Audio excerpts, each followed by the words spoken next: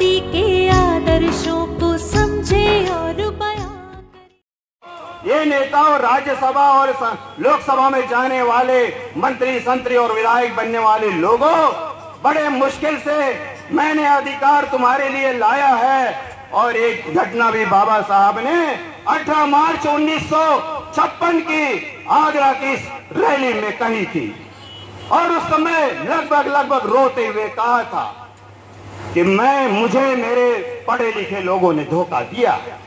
मैंने सोचा था कि आरक्षण की वजह से लोग पैसा कमाएंगे, बुद्धि विकसित होगी और उसका 2% समाज के हित में काम करेंगे, समाज को जागरूक करने में लगाएंगे कि कौन दुश्मन है और कौन तुम्हारा दोस्त है, ये बताने के लिए, ताकि जिस समाज को जो है उसके गुलामी का एहसास करवा देते तो वो गुलामी छोड़ देता। साथियों, तो बाबा साहब रोए थे क्योंकि बहुत सारे IAS IPS पैदा हो गए, नेता पैदा हो गए, और आज भी है।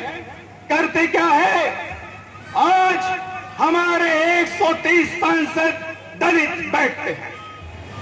रोहित वेमुला जैसे अम्बेडकरवादी को मार दिया जाता है, किसी से छुपा है क्या? उसके विरोध में कितने सांसदों ने संसद में कहा? क्या वहां पे संसद में सांसदों को बाबा साहब ने अपने पेट भरने के लिए भेजा था या अपने बच्चों को विदेशों में पढ़ने के लिए भेजा था? पैसा कमा के जो है उन्होंने ये तो नहीं कहा था कि इसको तुम अपना इस्तेमाल करो करके, उन्होंने कहा था कम से कम 98% आप करते हो, 2% समाज के दुख दर्दों के लिए करो।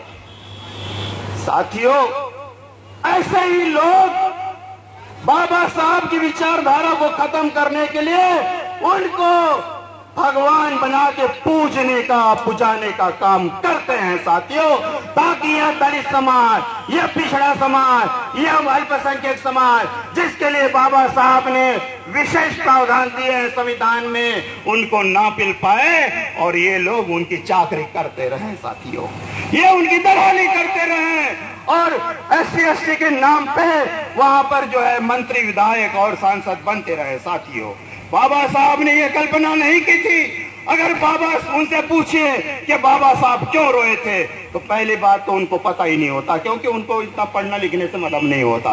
भाषण दे के कह देते हैं, बड़े बड़े लोग आएंगे इस मंच पे, मेरे जाने के बाद बाबा साहब की जीवनियां बताएंगे। अरे वो बताते हैं बाबा साहब को पानी नहीं पीने दिया जाता था स्कूल में। अरे ये भी तो बताओ कि कौन सा समाज उनको पानी नहीं पीने देता था, ये बताने में शर्म आती है क्या? आजादी के आदर्शों